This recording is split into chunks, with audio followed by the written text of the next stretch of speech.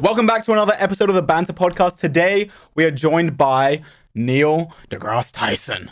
Why'd you say it like that? Neil, how are you? Perfect. Well, with an introduction like with that power of wording, I need confetti or something, you know. Oh, don't worry. We'll edit it in. Yeah, exactly. Neil, for the people that don't know who you are, because we have a pretty young audience, how would you describe yourself as like an elevator pitch for Neil deGrasse Tyson? I would say I am insatiably curious to discover all things cosmic and share them with whoever will listen.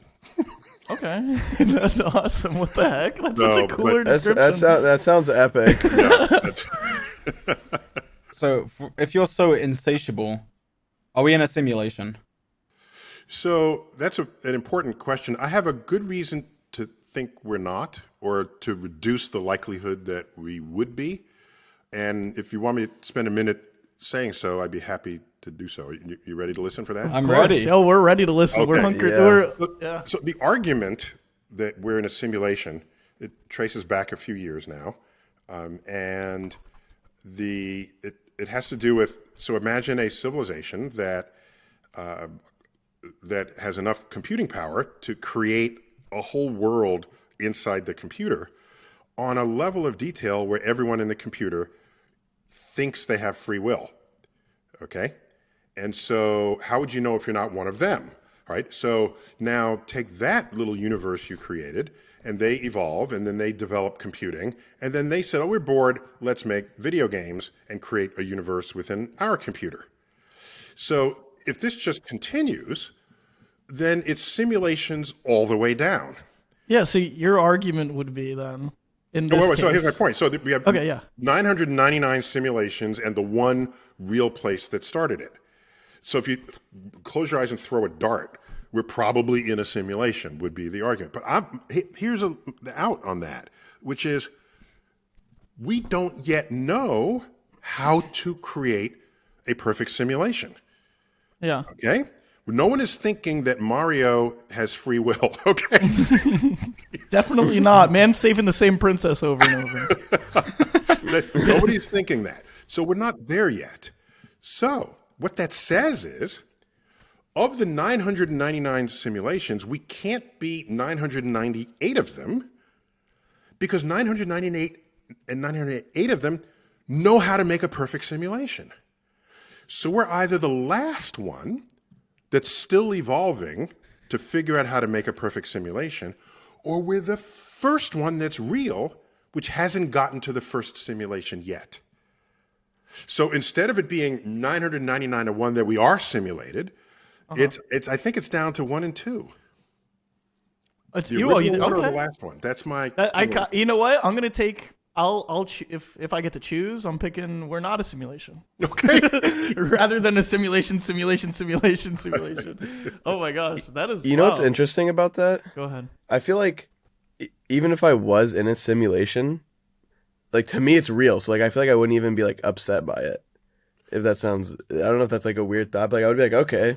Well, some people would be upset because they want to. Some people have belief systems that where it would very much destabilize their sense of self. All right, they want to believe they have free will and that the free will is real. They want to believe that. Oh, by the way, if you look at some religions that have, well, most religions have sort of creation stories that are part of it. One could make a religion out of this. The creation is some other, it's some geeky kid in an alien basement. That's just scratching his stomach, eating an alien hot pocket, eating alien popcorn, and they are our Lord thy God, right? Because they created everything and all the rules and all the laws of physics and everything else. So, in fact, there is a branch, there is a religious branch that doesn't do that, but they feel quite sure that our creator is an alien species and they're called the Raelians. I think I'm getting this right. And they live in the Pleiades star cluster, and we are in their image, and that we were created by them. If you didn't get it right, we have a really big Raelian audience that'll be very upset. Okay. They're gonna come get you. Yeah. No, I tried. I gave him a shout out. That's got to be good. Shout out to the aliens listening in. So I guess my question is, you said that would if people found out that we were in a simulation, you think that would bring up like an uproar of people being worried about like their sense of self, and they'd kind of lose. Yeah, for many, maybe not all, but I ask myself, is that any different from when Galileo showed through his telescope that we're not the center of all motion?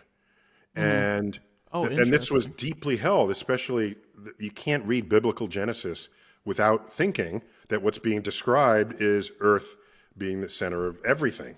And so if that's your religion and God wrote it and Moses wrote it and it's formed by God and it's this book, it's a holy book, it's been around for thousands of years.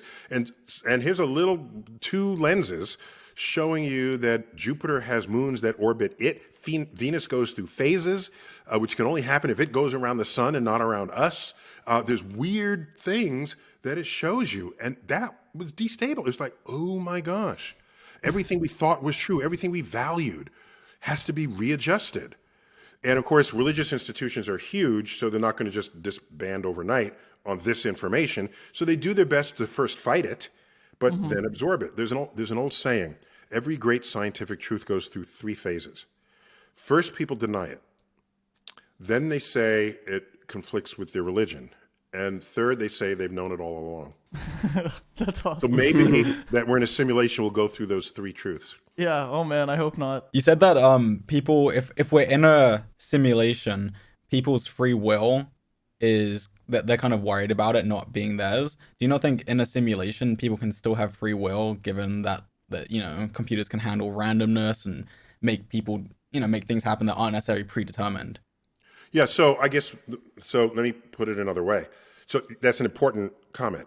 So you could put a random number generator in your decision making that will give the illusion that you have free will.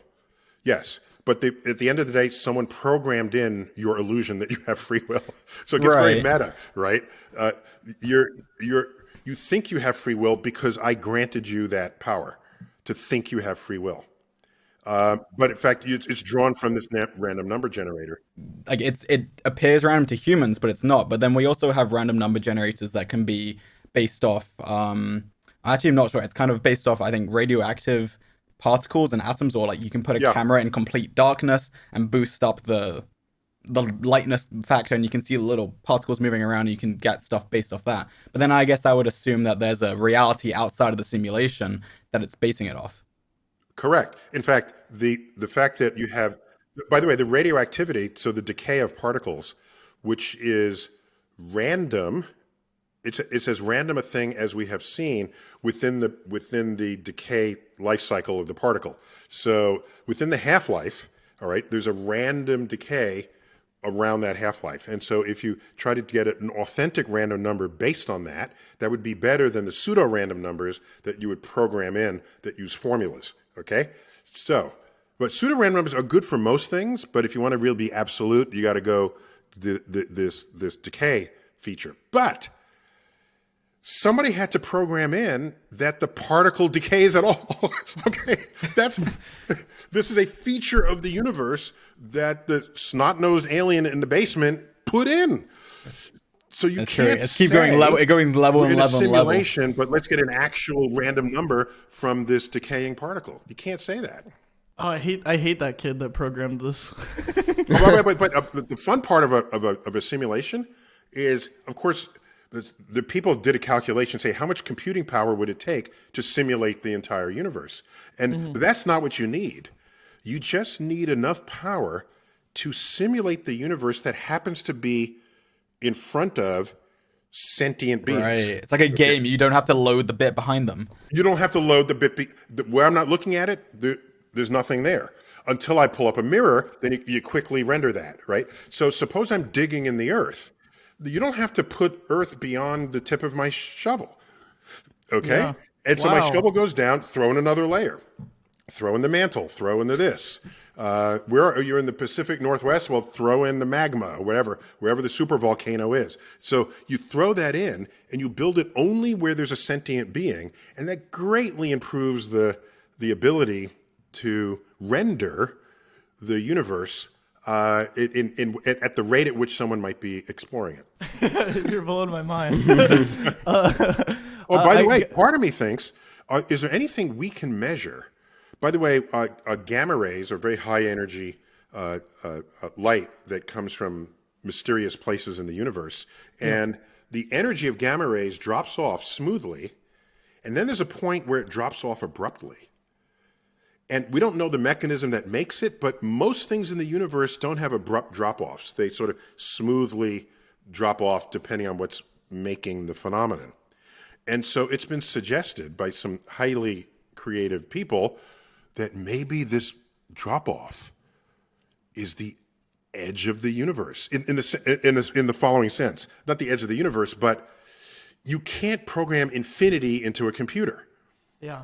So you just put some limits there. They'll never get there. Let's just put, okay, they'll never find it. So they put in this limit, and then we develop telescopes, and we discover the electromagnetic spectrum, and we find gamma rays. We find gamma ray detectors, and we probe a gamma ray spectrum out, and we find a point where there are no more gamma rays. Okay. What's going on? Did we find the edge of the programmer's parameters? Just like in the Truman Show, where he goes out in his boat, and he comes out to the sky, and he knocks on the wall. Okay, Yep. But from where he was, it looks like it's just the sky. Yeah. That would be an interesting state to exist in, because it would imply that yes, someone is controlling all of this. So do you think that there's a section of the cycle for these simulations that they become self-aware that it is a simulation before making the next simulation? Or That's an interesting point. Can you become self-aware that you're in a simulation by means other than what I just described? I don't know. Because then it's not if you're simulating it, you don't give people the ability to go find out who's simulating it. I mean, that would ruin the whole thing, right? Then the jig is up. yeah, that point. fair enough. Okay. Wow. Right. Then something that I'd want to go to then, just to go back to your sense of self. We're talking about senses of self and like how people might deteriorate based off of finding out that they're in a simulation. Where do you ground your sense of self? Because I feel like you know much more about the universe than probably anybody else on the planet. Well, so that relates to consciousness, of course, which, okay. By the way, the more that's written on a subject, it's evidence that we know very little about it. Okay, that's the opposite of what you might otherwise think. So if you go to the bookstore and you say, where are your books on consciousness?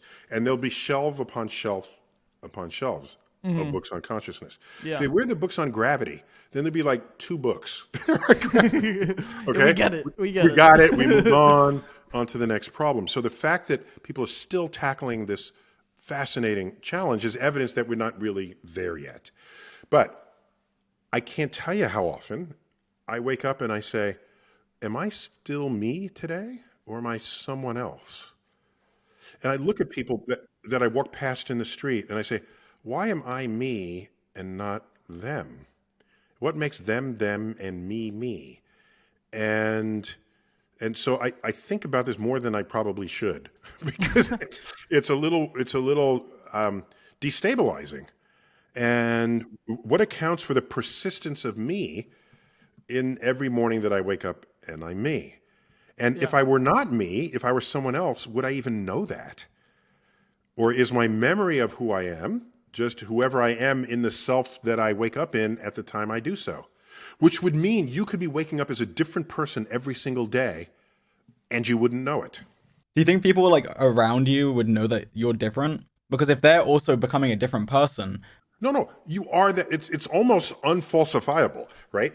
If you wake up as that other person because your consciousness jumped bodies, you're saying you would retain some earlier consciousness. No, if your consciousness became the consciousness of the other person, I don't see how you would ever know that. Well, I mean, so like I me. think about that. Am I a different person every day? Well, I think if I go, so me, Carl, and Sapnap, we all go to sleep and wake up. We still all three know each other as each other. But if we were changing person, wouldn't we not know each other? Or realize differences in each other? If you retained your consciousness, right, you wouldn't know each other. That's correct. So maybe the very construct is pointless to even entertain it. Because if I wake up as you and I am you, That's the same thing as you waking up as you. Oh, Right? you Why mean we even switch, put almost it in like this switch thought? bodies with someone, not that we become a new different Yeah, person. yeah. Everything is switched out. Right, Oh, I see. right. So, but I don't think we know enough about consciousness to.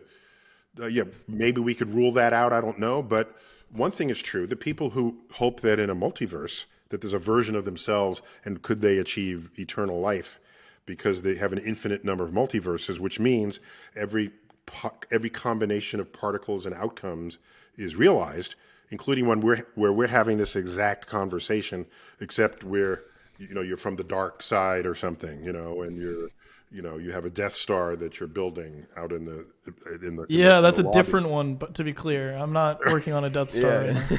Just to be clear, So it's different. But in that scenario, I'm quite sure you'll just be a completely different person, even if all your molecules are identical, because we've already done that experiment. They call twins. Twins have identical DNA. Every chromosome, everything is the same, yet they are different people, completely different people. So if I duplicate you precisely, that's not you. You made another person. I'm still here, living my life, gaining my own life experiences, meeting people that you're not because you're over there. That people want to upload themselves into a computer, and the computer's sitting on a desk. Fine, do it, but I'm going to the Bahamas tomorrow, and that's going to be a memory that computer won't have. This is like blowing my mind. There's a lot going on. What are your thoughts on like there being a multiverse, an infinite number of universes, and like, do you think that's like likely or? Well, it's our emergent theoretical understandings of quantum physics and relativity give us multiverses for free. All right, this was not, let's figure out a way to make a multiverse. We follow the equations and what they give us, and they give us a multiverse. A multiverse would be the family of universes of which there might be infinite. So yeah, it's not a matter of whether I believe in it. It's a matter of, that's intriguing calculations based on theories of the universe that are well tested, quantum physics and general relativity.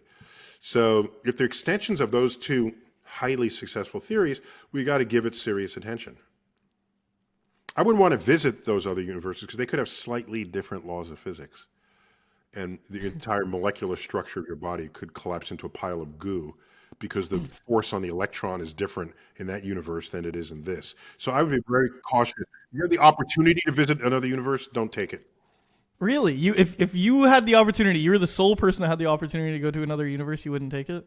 No, I would do some tests beforehand. So I would say, Okay. all right, let me bring. Yeah, you could test it. You could send items and send items and see if they come back intact. If they do, then Send I'll feel good about it. Right. Okay, fair enough. Fair enough. Let's talk about your book, Starry Messenger: Cosmic Perspectives on Civilization.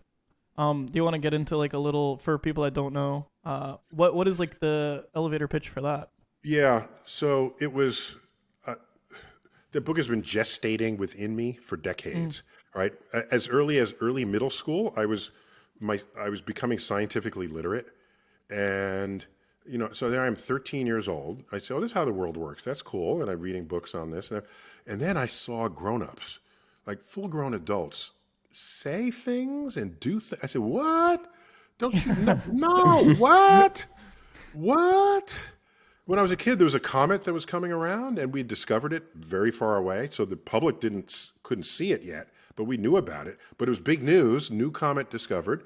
And I'm in the street, and there's a full grown-up human being holding a sign saying, repent, the comet is coming. The end of the world is near. I said, no, it's not. No, you're grown up. Don't you?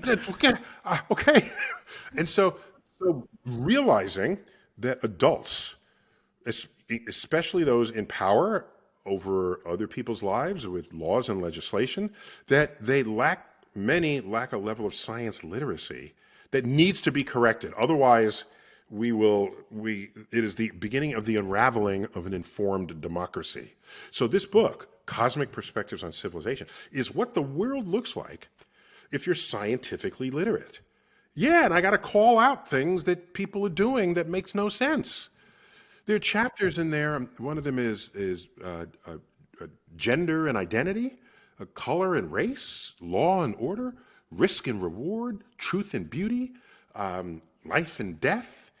These are topics that we argue about in this world, okay? And especially and so I go into those subjects, but with a scientific lens. And then you see things, really, I did that for that reason? Oh my gosh, I'm a little ashamed or embarrassed, or thanks for letting me know.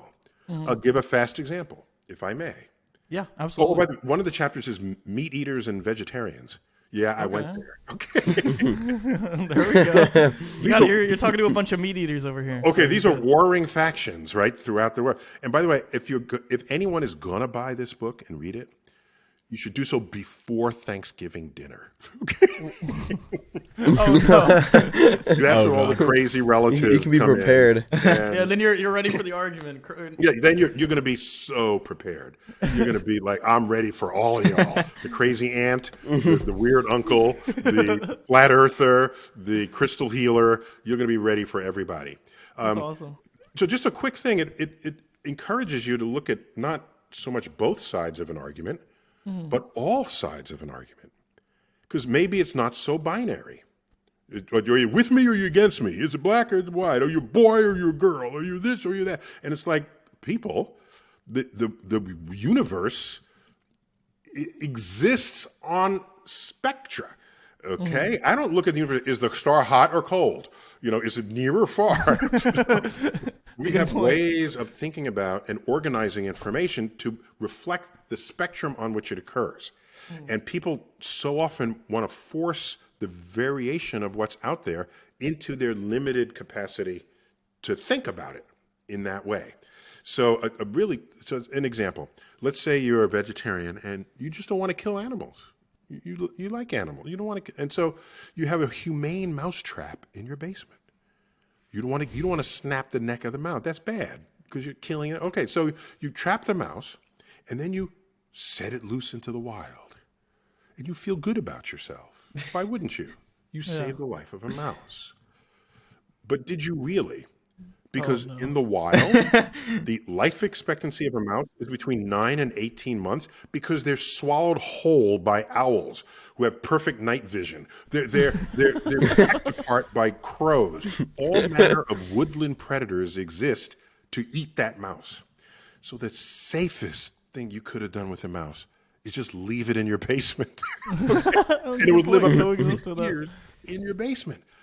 But you're not doing that. So do you really care about the life of the mouse?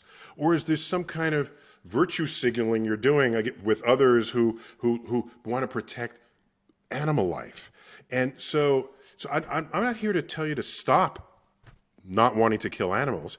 But if you're saving animals, let the saving of them not be dooming them to an early death, if in fact you care about animals.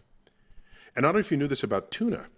I don't know if you buy 2 cans of tuna. Love tuna. The big selling point now is that they're line caught. Do you know why? Why? Because before they were line caught, in the old days, they were net caught. If you net catch tuna, chances are you're going to accidentally catch a dolphin.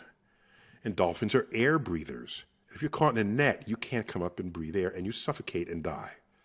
So people say, we can't have net caught tuna because we can't kill the dolphin. It kills dolphins. Okay, so then I just think that through. What about the tuna? They care about dolphins, but not the tuna. What about the tuna? Okay? Dolphins are Where's cute. the lobby to protect tuna? My argument would be I've never eaten a spicy dolphin roll. Okay, so the real answer is you only want to protect animals that are cute. Oh, okay. There it is. That's when the morals matter. Okay. Exactly. It's your cute morality. There you go. So, or you say the dolphin has a big brain. Okay. So you like big brains? You know the biggest brains on Earth relative to their body weight are ants. There's a branch of ants where their brain is 15% of their body weight. And you already knew that looking at an ant, right? The whole front section of an ant is its head, right? Yeah. You know this. I have a pretty close ratio, brain to body. No. So you've been mistaught. So we were taught in school that no, we don't have the biggest brains, but we have the biggest brain to body weight ratio. Okay? That feels a little like we're jumping through hoops there to put us at the top of some list. However, what they didn't tell you is we have the biggest brain to body weight ratio of mammals. Not Feels of like all a lot of add-ons to make sure that we're at the Yeah. top. Exactly. Just, well, this or that or that or that. Now we're at the top of that list. There you go. Yeah, we're the biggest brained animals that start with the letter H and end with human. The vertebrate and right. So by the way, on that scale, mice come very close to us in brain to body weight ratio. That's first. Yeah, Second, but those nerds die within 9 to 8 months. Or 18 months. So with bigger brain to body weight ratios are mid-sized birds. So crows, hawks, even parakeets, but bird size like magpie. So, like a bird that might be, 8 inches tall or a foot tall. So those birds have a higher brain to body weight ratio than we do. And the ants that I told you about are even higher. So if aliens were coming looking for brains, we would not really be in their priority list. If they just want absolute big brains, they'll go to the whale or the elephant. And if they want ratio, then they would go ants first, then the birds, then the mice, and then maybe humans. Oh man. So these are cosmic perspectives, right? So if you're going to formulate an argument and you want to fight someone using your argument, try to have thought it through a little more deeply. That's a very valid point. And you have people that are basically species bigots is what they are, okay? They're saying, well, I don't want to kill animals because they're sentient, so I'm going to kill plants. And then, okay, well, how about trees? You live in a house made of wood, right? All right. Those trees produced oxygen. And say this to the person who's saving the mouse. You'd say, the tree that your house is made of with the floorboards and the 2x4s and the structural beams, it's made of like 50 trees. Each one produced 15 times the mass of that mouse in oxygen every day. Each tree. And each tree is home to birds and insects and fungus and squirrels. Who do you think nature cares more about? But you'll say, oh, well, the tree doesn't suffer from pain the way a mouse would. I say, if you cut a tree, does it not bleed? If you cloak a tree, does it not suffocate? If you cut off its nutrients, does it not wither and die? And then people say, well, the beating heart is the real symbol of life here. And a tree doesn't have a beating heart. By the way, a tree moves nutrients from its root system to the tippy topmost leaf. And you know that because you cut off the root system, those leaves wither. So it has a circulation system, not because it wants a heart and doesn't have one. It has a circulation system in spite of not having a heart because it doesn't need one.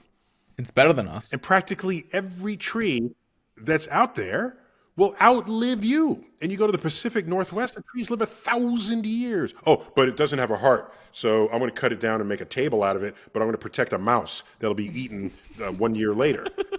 Right? So our arguments don't tend to be fully thought through.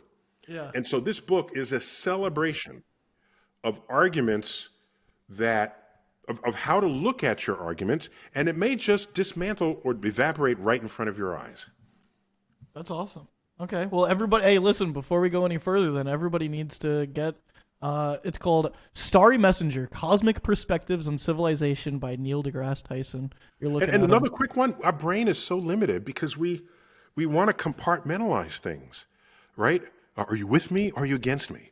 All right. How about the middle of that? Can we have a conversation about that? Is that possible? Really? Okay. It's not possible? No? All right. Are you a boy or are you a girl?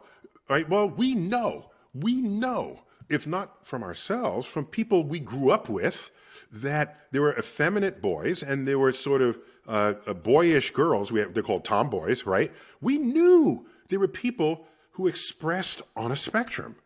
We knew this all along. Joan of Arc burned at the stake. They try to find ways to kill her, and they couldn't say because she wasn't religious, because this person was religious, okay? Mm. And one of the major indictments against her was cross-dressing. Cross-dressing. Yeah. There's a line in the Bible, Deuteronomy, that says, if a woman don the clothes of a man, this is an abomination unto the Lord thy God. They went to that phrase, said, this is punishable by death, and they burned her at the stake. Joan of Arc. No, is she going to ride side saddle with a skirt leading soldiers into battle? No. Okay. Of course, she's going to put on men's clothing to do that. All right. So you look throughout history of people cross-dressing for whatever purposes and whatever reason. Mulan dressed like a man. All right, so that she could fight. So to deny that spectrum among the known expressions of our species is to impart your own inability to think on a spectrum on the freedom of others. And in the United States, well, somewhere I read, what was it? It was, freedom, pursuit of happiness. Yes, one of our founding principles, provided it doesn't take away from anyone else's. So all of this is in there. Oh, that was in the gender and identity chapter, that little example. Okay. But with the mouse and the thing, that was in the meat eaters and vegetarians chapter. Each of these are examples. Each chapter has. That's gonna be my favorite chapter. Oh, I got one for you. This is like crazy, maybe even mind blowing. I throw in aliens that observe us, just so they can to see, because they have no preconceived notions, so they'll just be very honest about what they say. So I imagine two aliens visiting Earth who are plant based. Right, so they undergo photosynthesis. There are no restaurants in their hometown because they just lay out under the sun, and they get all their nutrients. So they take this trip to Earth with lamps, so they can just live off the lamps. And so there they are, and they heard that we had this great vegetation. They're plant-based, so they wanted to see the rainforest and all these things, and it's on their tour guide. So then they visit, and then they find out that a branch of humans specializes in eating plants. And they'll say, "What? Wait, those are our people. Those are our brethren." They eat the plants. Not only that, they specialize in the reproductive organs of the plants. They eat the nuts, the berries, the flowers, the fruits. The plant's just trying to make another version of itself, and they're specially grabbing that out and eating them. And if you go to Whole Foods and you look at the produce aisle, there's no end of infanticide going on. Because what are people doing? They're buying baby carrots, baby spinach, baby artichokes, baby arugula. Everything is baby. Not the arugula. That's what the aliens. So the aliens just completely freak out, and then they escape and they go home, and so there's no sign of intelligent life on Earth. I had a question about like aliens visiting Earth, and I've always thought like, if aliens visit Earth, we're just subject to whatever they want to do, because if they can travel to Earth and get here from whatever planet they're from, they're going to be so much more like technologically advanced than us that yes. It just doesn't matter. Mm-hmm. I was curious on your thoughts of if aliens came here, like what's a likely like scenario of what they're gonna, are they gonna be like friendly with us? Are they just gonna like use us? Are they just gonna like take all of our resources and dip? Like what are your thoughts on that? So I once heard a radio play in a long car ride where there were aliens that thrived on hydrogen, and they all came to Earth and to try to suck our water supplies dry, because we know water is H2O. And so this was devastating to Earthlings that aliens were doing this. So that was written by a highly scientifically illiterate author, because 9 out of 10 of all atoms in the universe are hydrogen atoms. They wouldn't have to come to Earth to spec to suck our water supplies dry. All right. So when thinking about aliens, you have to ask, how much are we layering on top of them versus what they might actually be? Other than the movie E.T., I don't know an alien movie where the aliens were not violent and evil. We don't know that they're violent and evil. We're just presuming that. So, but wait a minute. But wait. Maybe it's not that... What we think aliens will do to us is not based on that. It's based on what we know we would do to each other. The history of human civilization, where a more advanced culture encounters one that's less advanced, technologically advanced, it has never boded well for the less advanced culture. They've been enslaved. They've been imprisoned, killed, concentration camps. Name it. It's been done. Our species to our own species. So it may be that these sci-fi films, in a deep way, are mirrors to our own conduct and our own behavior. And perhaps aliens would be way more friendly than we ever give them credit for being. If aliens come to us, because like you said, that they have no reason to come to us for resources. So why would they come to us then in any scenario other than perhaps they have a sport of killing us or something? No. That's our ego at work. Okay? If probably the aliens are more advanced, they're probably way smarter than us, more technologically advanced. Why would they have any interest in us at all? You're walking down the street, you don't say, gee, I wonder what that worm is thinking. Let me go try to talk to it. These are not your thoughts at all. So the hubris of us to say, we are so interesting that aliens are going to come and want to do rectal probes on us, okay? I mean, whatever the stories have been, to probe our gonads, this is really, you're not that special, okay? Well, You're bumming Sapnap out right now.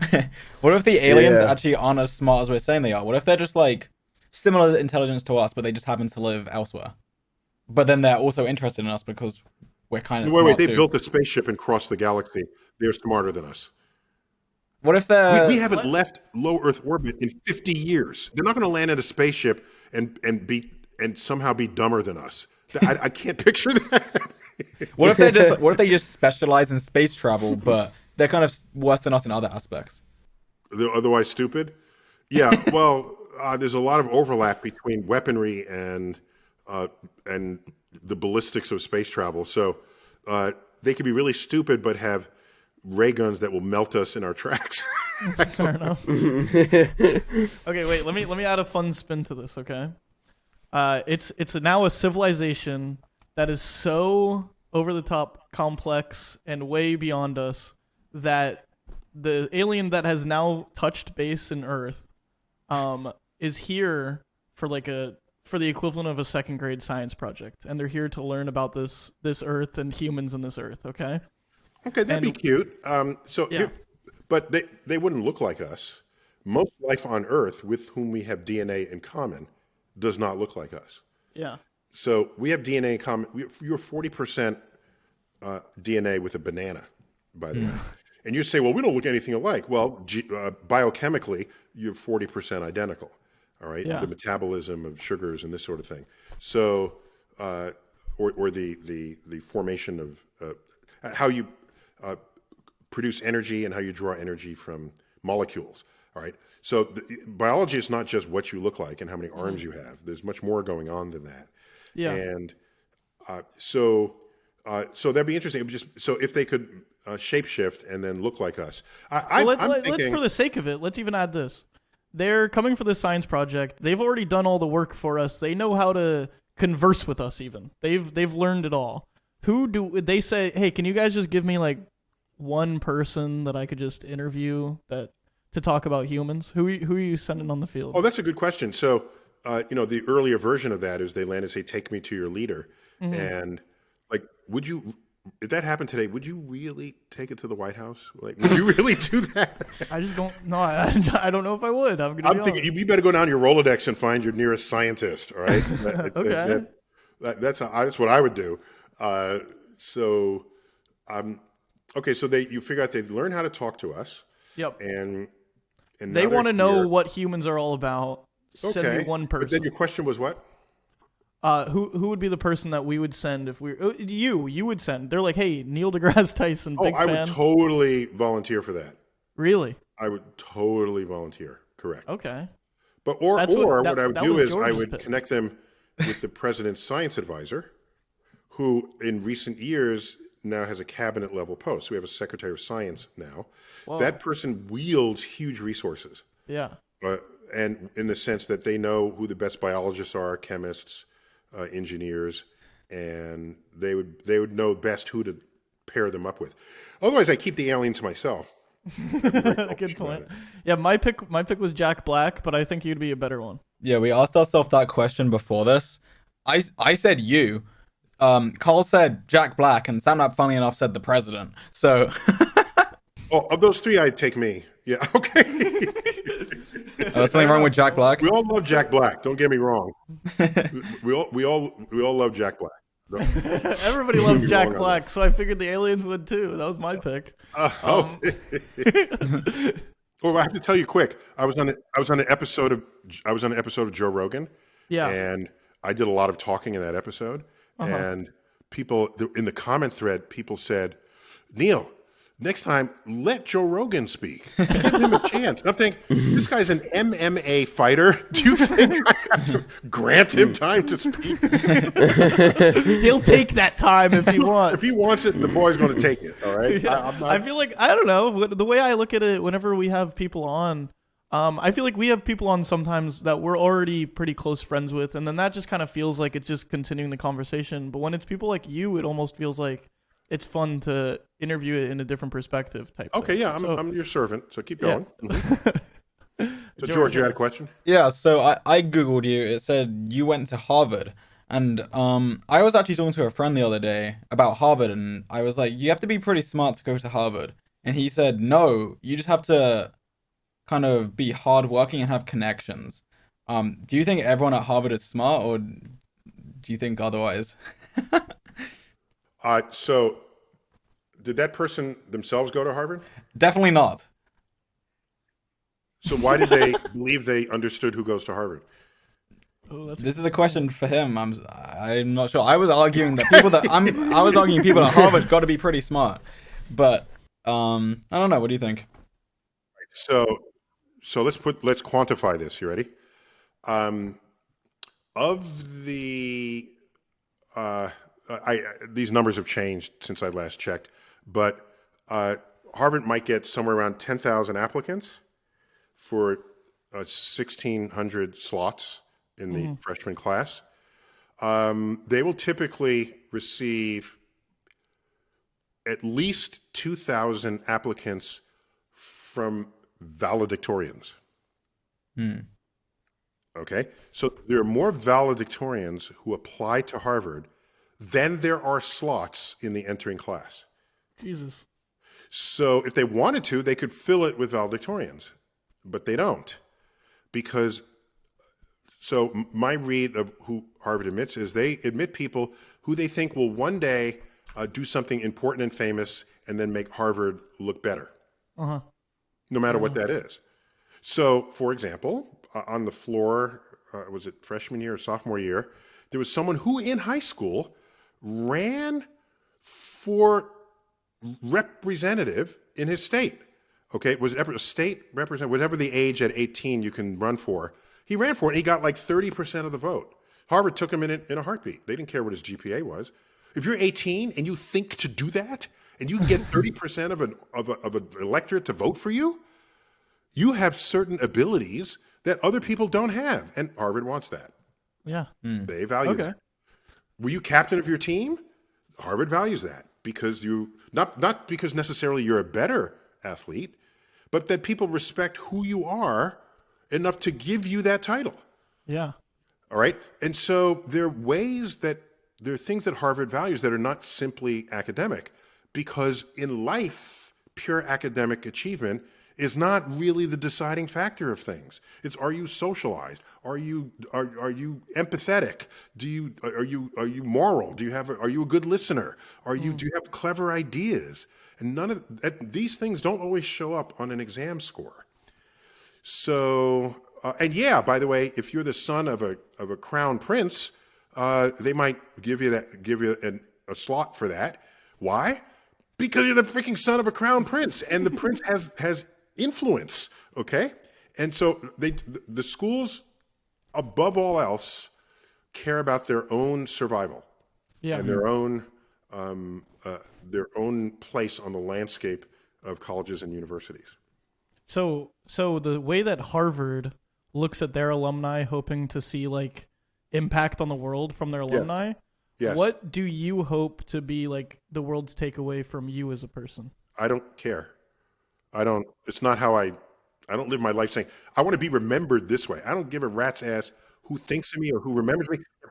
If I succeed as an educator, it's because I taught you something that you then took ownership of. And then you walk away and you say, this is why that's so. And then someone says, well, how come? Why is that so? And then you'll explain it rather than say, this is true because Tyson said so. If that's your answer, I failed as an educator. I don't need to be remembered at all. But I do know what I want on my tombstone. Okay. Tombstone say, be ashamed to die until you have scored some victory for humanity. Not be ashamed to die until you have been famous or no, I don't care. Do you want a statue? No. I don't want any of that. I don't care. I don't need to be remembered. I'll be dead. Good point. Fair enough. Okay. Well, I think that's a good place to wrap then. I really appreciate you. Thanks for putting your time aside. For people that don't know, he stayed 8 minutes late for us. So I really appreciate you. If you have anything that you want to just promote, I guess the book once more or whatever you want to talk about. I'm saying I can't make people buy books, particularly if you're not a big reader. Well, actually, there's an audio version of the book that I narrated. That's what I bought it. I haven't listened to it yet, but I'm excited to. Yeah, it's good for you're stuck in traffic or you're on the treadmill, two places where you're otherwise doing nothing else, where you can engage your brain, and so yeah. So if you're gonna ever think about doing it before Thanksgiving. Okay. And I promise you, you'll have a completely different outlook on all the arguments that people are having. I promise you. All right. Well, I really appreciate you, Neil deGrasse Tyson. Thank you so much. But before we leave, there's just one more thing. What's that?